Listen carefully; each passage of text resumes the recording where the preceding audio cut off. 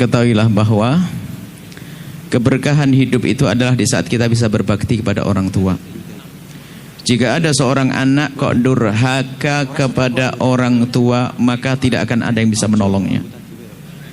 Sampai diisyaratkan oleh para ulama, banyak problem yang dirasakan oleh manusia ini ternyata kembalinya kepada orang tua. Ada orang hidupnya tidak tenang, bermasalah, kembali kepada orang tua. Maka hati-hati urusan orang tua. Jangan berani mengangkat suara di hadapan orang tua, jangan berbohong dengan orang tua, jangan nyakiti orang tua. Durhaka kepada orang tua, hukumannya akan diberikan oleh Allah di dunia sebelum di akhirat. Biarpun dia dinikahi oleh orang kaya raya, tetap nyungsep sengsara dia. Kenapa? Lihat, durhaka kepada orang tua sangat besar. Wa qad rabbuka alla ta'budu illa iyyahu wa bil walidaini ihsana. Ibadah kepada Allah nomor satu, kemudian yang kedua adalah berbakti pada orang tua. Durhaka pada orang tua biasanya sebabnya karena pernikahan. Gara-gara nikah berubah dengan orang tua. Awas, hati-hati. Dan kamu, wahai adik-adikku yang solehah, jangan mau menikah dengan seorang laki-laki yang tidak disetujui oleh orang tuanya. Dan kamu, wahai adik laki-lakiku, jangan mau menikah dengan seorang wanita yang ternyata pernikahannya melanggar orang tuanya. Nggak akan membawa berkah pada akhirnya. Kecuali orang tua yang adil, memang tidak menikahkan tidak tanpa alasan. Adil itu seorang tua menemukan anaknya sudah dapat pasangan yang selayaknya, lalu dihindari, lalu tidak mau menikahkan, itu orang tua yang dosa. Tapi kalau selagi orang tua masih mendidik, mengatur, kalau kita durhaka kepada orang tua, dosa sangat besar sekali dan tidak ada yang bisa menolong, hukumannya akan berikan di dunia. Maka kadang ada rumah tangga cekcok terus, harus dikembalikan ke belakang. Bagaimana kau dengan bapak ibumu? Nah ini, hati-hati. Fahami makna ini, nanti secara otomatis kita akan bisa berbakti pada orang tua. Hukumannya besar. Kadang kita berani mengangkat suara. Durhaka itu halus, seperti hanya berbakti juga halus. Kalau sudah bicara berbakti pada orang tua, saya buatkan contoh suatu ketika ada anak masalahin, Bu. Saya jawabnya panjang biar terasa. Suatu ketika ada seorang anak mau berangkat sekolah. Dia mau berangkat sekolah itu naik sepeda zaman itu. Waktu itu dia lagi sarapan pagi.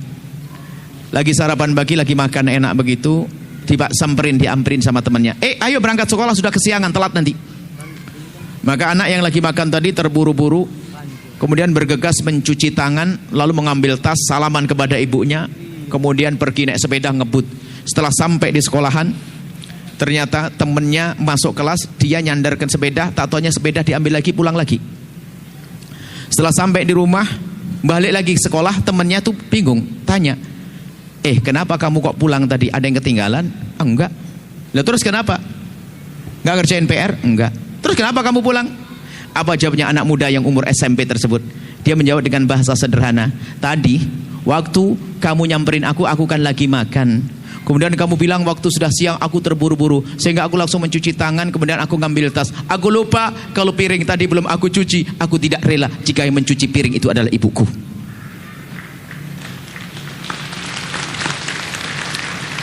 Urusannya hati. Urusannya hati, sudah tua begini kadang masih ibu kita yang mencucikan baju kita, mencucikan piring kita. Kita sibukkan orang tua kita dengan kita, naudzubillah. Mana kita? Kita sudah capek. Ibu kita sudah capek dengan kita masa kecil kita. Maka hati-hati dengan orang tua. Nggak akan bahagia, nggak akan bisa menolong. Biarpun yang menikahimu katanya orang paling kaya, akan menghinakan dirimu. Ingat, durhaka kepada orang tua besar sekali. Ayo semuanya kembali kepada orang tua. Semuanya cari keberkahan dengan orang tua. Biarpun orang tua kafir sekalipun nggak boleh kita semenang-menang dengan dia. Begitu besarnya pangkat orang tua. Hati-hati ya. Baik, kalau sudah paham makna ini, ambil nanti CD Buya tentang hidup indah dengan berbakti pada orang tua. Dengar sampai tuntas, jangan nyambi sama yang lainnya. Anda akan ngerti bagaimana berbakti nanti. Insya Allah akan ada air mata, ada kesejukan hati, ada kerinduan pengabdi dan berbakti setelah itu. Kemudian seorang suami dan istri, panutan. Seorang suami sampai kapanpun nomor satu adalah orang tua. Seorang istri berubah, nomor satu adalah suami. Ingat. Tapi suami yang baik, ini semuanya baik semua, amin. Suami yang baik adalah yang menjadikan istrinya agar menomorsatukan bapak ibunya. Faham Anda? Faham Anda? Memang nomor satu bagimu wahai para istri, suamimu nomor satu, karena itu imammu. Kalau sudah melanggar imam, sengsara. Tapi suami yang baik akan selalu mengajari istrinya agar menomorsatukan bapak ibunya. Ada suami salah baca kitab Uqudul Lijan, bacanya salah karena waktu baca sambil ngeliwat dia santri. Dia membaca itu kan ada dikisahkan di situ bahwasanya ada seorang perempuan suaminya lagi mau perang. Setelah itu berpesan, "Neng, kamu jangan kemana-mana ya, saya mau perang." "Iya bang." Tak taunya tidak lama kemudian berita bapaknya lagi sakit. Lagi sakit, dipanggil, "Kamu suruh pulang sama abah sakit." Kata sang istri, kata sang anak perempuan tadi, "Sama suami saya nggak boleh keluar rumah." "Oh iya, pulanglah," pemberi kabar tadi. Tak lama, seminggu kemudian datang lagi berita, "Abahmu sudah meninggal dunia. Apakah kamu tidak pulang, nak? Apa kamu tidak pulang, Neng?" "Suamiku melarang saya pulang karena saya tidak boleh keluar sama suamiku." Tak taunya apa, ada yang memimpikan bahwasanya sang orang tua yang telah meninggal dunia diampuni oleh Allah gara-gara baktinya seorang anak kepada sang suaminya. Lah ini salah faham membacanya. Lalu diterapkan begini, "Kamu tidak boleh keluar kemana-mana kecuali izin saya." "Bapak saya sakit bang." "Biarpun sakit sampai mati pun nggak boleh." Ini salah faham. Itu kisah di kitab Uqudul Lijan itu, waktu itu belum ada HP. Suami yang lagi perang tuh nggak ngerti kalau mertuanya bakal sakit. Kalau ngerti bakal sakit pasti bakal dikasih tahu. Salah faham. Sekarang ada diktator, ini biasanya santri malan. Santri biasanya. Sok baca kitab. "Kamu sudah milik saya, hak saya, tidak boleh kemana-mana. Kamu sudah serahkan sama bapak ibumu." "Ibu saya sakit bang." "Biarpun sakit nggak boleh, saya imammu." Nggak begitu. Suami yang baik akan selalu berkata begini pada istrinya, "Wahai istriku tercinta, kemanapun kau pergi kau harus izin, karena kau adalah milikku. Tapi kalau kepada bapak ibumu, bebas sebebas-bebasmu." Gitu loh, paham suami yang soleh? Sebab durhaka itu karena pernikahan. Banyak. Saya lanjutkan ini karena yang terjadi biasanya seperti itu. Suami istri yang baik adalah istri yang selalu mengajari suaminya berbakti pada ibu bapaknya. Istri yang baik, suami yang baik yang selalu mengajari istrinya berbakti pada bapak ibunya. Rumus kebahagiaan yang ketujuh, 1, 2, 3-nya tak simpan, datang ke pondok saya kasih nanti.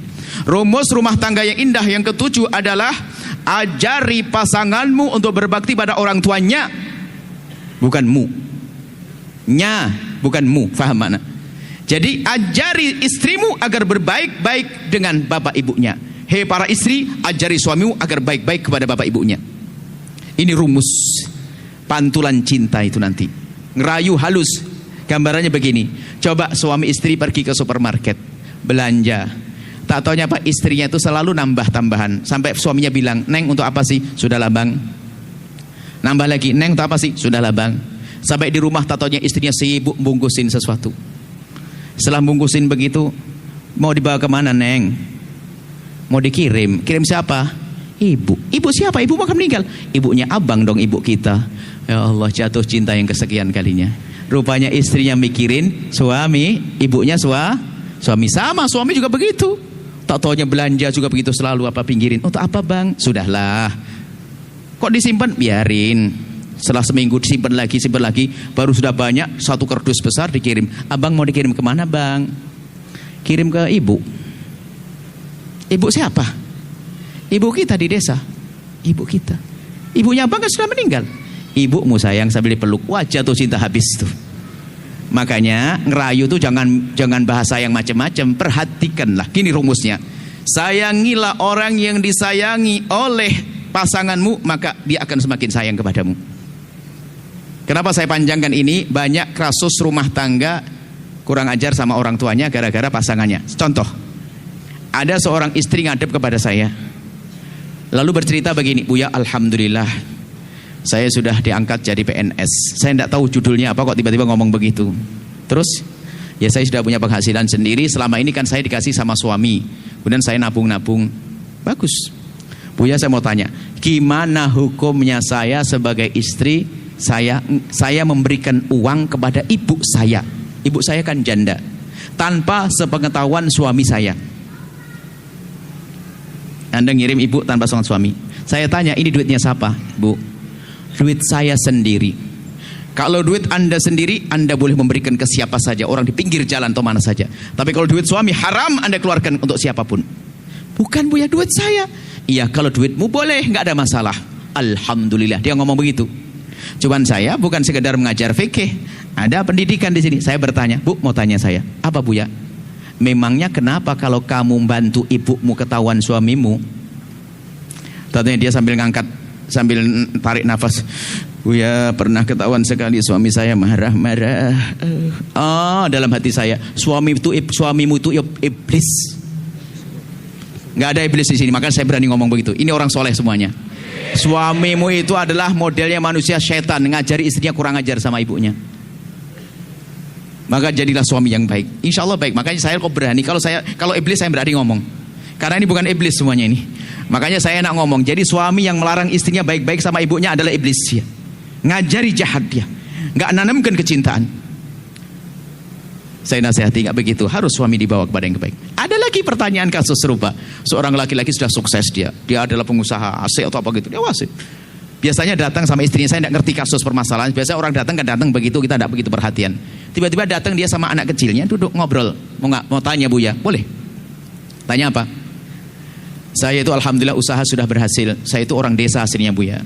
Dulu abah saya masih hidup, rumah saya yang jadi yang ngurusi semuanya adalah bapak saya. Abah saya sudah meninggal dunia dan ibu saya punya anak perempuan terakhir, adik saya. Masih sekolah SMP, SD sampai SMP. Terus gimana Buya? Buya kan selalu ngajari harus kompak, suami istri kompak. Rupanya dia dengar ceramah kita.